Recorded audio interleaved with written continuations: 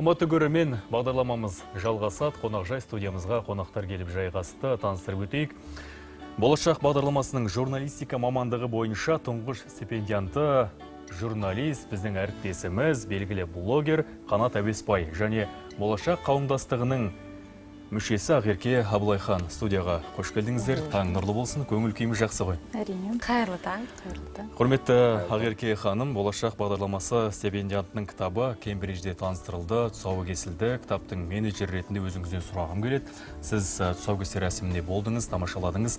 Онда халық қалай қабылдады? Әсер қалай болды? Әрине, Болашақ қауымдастығы атынан мен осы әлемге танымал Кембридж университетінде осы Болашақ стипендиясының иегері, белгілі тележурналист, Қанат Әуесбайдың алғаш рет Болашақ стипендиясы, осы стипендия иегері ретінде алғашқы журналистерге тағайындалатын квота шеңберінде алғашқы журналист осы стипендияны алған. Қанаттың кітабын Англия халқы, сонымен қатар сол Кембридж университетінің мына жоғары білімнің киелі шаңырағы ғой, әлемдік рейтингтарда беделді орны бар. Осы университеттің профессорлар қауымы, сонымен қатар осы университетте жалпы Ұлыбританияның беделді университеттерінде білім алып жатқан өзіміздің жастар барлығы ерекше бір зор ықыласпен, ерекше бір қызығушылықпен кітапты қарсы алды. Яғни кітапқа деген қызығушылық өте жоғары. Барлығымызға белгілі, кез келген академиялық ортада бұндай бір тың жаңалықтарға құштар келеді. Сондықтан бұл Қазақстан мен Ұлыбритания арасындағы білім беру жүйесін, сонымен қатар тек қана білім беру жүйесін емес, барлық саланы салыстыра отырып, алғаш рет жарық көрген қазақ ағылшын тіліндегі бұл еңбек өте құнды деп есептеймін. Себебі біз өзімізде Болашақ бағдарламасы шеңберінде оқыдық. Осы еңбек арқылы жалпы журналистерді текке жібермеппіз деген ой түйіндедім. Себебі шетелде оқыған кезде жаңа кітапта жазылған барлық мағлұматтармен біз таныспыз. Бірақ осының барлығын журналистің көзімен жинақтап, осының барын бір арыңнаға әкеліп, ой түйіндіп, көпшілікке ұсынып отырған бұл еңбек өте құнды деп есептеймін.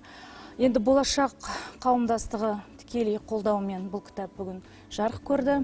Сондықтан бұл тек қана Қазақстанда білім алып жатқан жастарға ғана емес, сонымен қатар Қазақстанның әлемдік деңгейде бірден бір жаңағы білім саласына жалпы Қазақстанды танытудағы ерекше еңбек деп есептеймін. Сондықтан бұндай кітаптың жарық көргеніне мен ғана емес, бүкіл Болашақ қауымдастығының студенттері де қатты қуанды. Қанат, шынымен де өзіңді шын жүректен осы орайда тағы да құттықтағым келіп отыр. Өзіңді осы біздің Таңшолпанның қонақжай студиясында көргеніме қатты қуанып отырмын. Қанат, енді осы орайда осы кітап батыс көрген Ұлыбритания қазақтың көзімен деп аталады.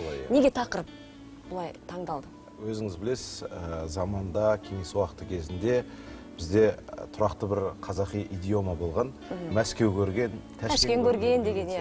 Енді Мәскеу көрген деген зиялы, білімді, елгезек жастардың бір синонимі болса, ал Ташкент көрген деген епті, пысық, сондай жаңағыдай найзағайға нам пісіретін сондай еңбекқор адамдар жайлы айтатын болған. Енді бүгінгі басымдықтар өзгерген. Бүгінгі басымдық бұл ескі стереотиптен ада, өзін барынша жаңаша ойлай білетін, білімді елгезек, батыстың озық оқу орындарында оқыған, сен тұр, мен оқиын дейтін, сондай жаңаша ойлайтын жастардың бітімі бөлек философиясы бұл батыс көрген деп айтуға болады.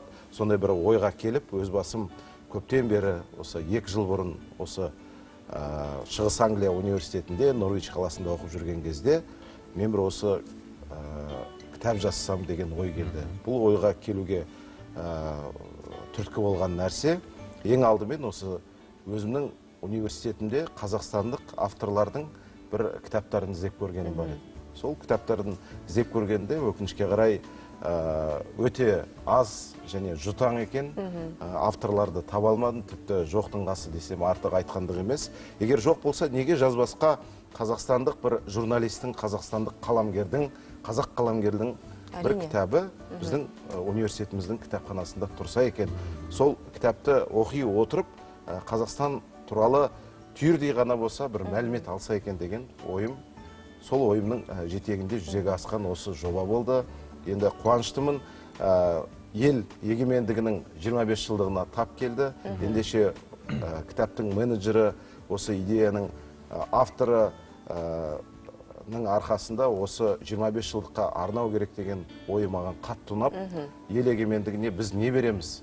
Көпшілігі егемендік маған не берді деп сұрақ қойса, егемендікке біз не бердік деген сұрақты қойып, не үлес қосамыз деп. Болашақ бағдарламасы ел тәуелсіздігінің ең басты жемісі ғой. Әрине. Ал ендеше осы ел тәуелсіздігінің жемісіне біздің болашақ түлегі ретінде беретініміз не деген кезде осы сұрақ үлкен жауап болды ғой деген. Дұрыс айтасыз. Бәрекелді. Мәскеуді де көргенбіз, Ташкентті де көргенбіз, Кембриджге барып, кітаптың тұсауын кескен қазақ деген қасиетті елдеміз дейсіз ғой Қанат аға.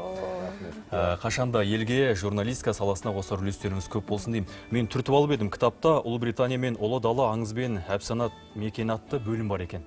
Сіз осы бөлімді яғни жаздыңыз, өзіңіз зерттедіңіз, білесіз, Қазақ пен Британия арасында қандай айырмашылықтар бар, салтта, дәстүрде, тарихта? Енді дұрыс айтып кеттіңіз. Бұл енді атауы Ұлыбритания қазақтың көзімен деген болғанмен, бұнда тек қана Ұлыбритания жайлы емес, Ұлыбританияны Қазақстанмен салыстыра отырып жаздым.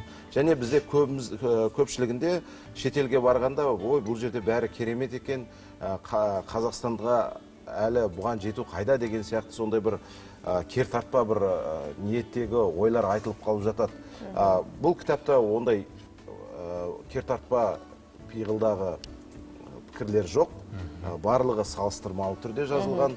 Және ең бастысы, енді Ұлыбритания өзіңіз ойлап қараңыз, әлемдегі үлкен империялардың сарқыншағы, соның бір мирасқоры. Ал пәленбай жылдар бойы, осы ғасырлар бойы осындай мемлекетті құруға атсалысты, соны жасады. Ал біздің тәуелсіз мемлекетімізге тек қана 25 жыл. Ендеше Ұлыбританияның ең озық тәжірибесін ала отырып, ең озық сондай бір жаңашылдықтарын ала отырып, соны Қазақстанға алып келсек, Қазақстанда соны енгізе білсек, соның өзі үлкен табыс. Осы кітапта соған бір кішкентай үлес қосса деген ойым болды. Жаңағы сіз айтып өткен аңыз және әпсана деген бөлімде Ұлы дала елі және Ұлыбритания аңыз бен әпсана мекені деген бөлімде бұл Ұлыбританияның мен бір жақсы бір қасиетін байқадым. Бұл аңыз бен әпсананы пиар тұрғысында пайдалана білетініне көзім жетті. Бұл қалай?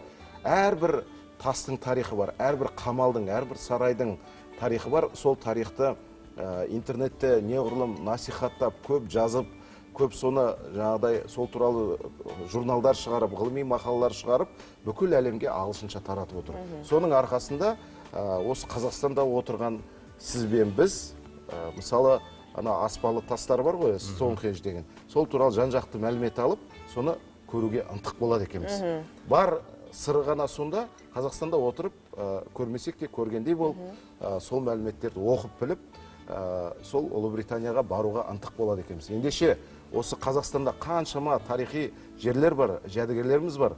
Осы туралы ағылшынша мүмкіндігінше, енді қазақша онсыз да бар ғой, ағылшынша дүниенің сан тарабына ағылшынша мәлімет таратсақ, біздің елімізге де осындай аңыз бен әпсананы естіп, біліп, Қазақстанды көруге деген туристердің қатары, ынтық туристердің қатары артады деген сенімдемін. Қанат, енді осы орайда кітабыңды маған қолыма берсең, мына кітапта әрине бізді көріп отырған көрермендер, әсіресе жастар, барлығыңызға оқуға кеңес беремін. Өзімде осы кітапты маған сыйласаң, осы эфирден соң бастап оқимын. Және де өзіңнің соңынан еріп келе жатқан журналистика саласында жүрген іні қарындастарыңа қандай кітап оқуға кеңес бересің? Әрине мына кітапты бірінші оқуға кеңес береміз ғой.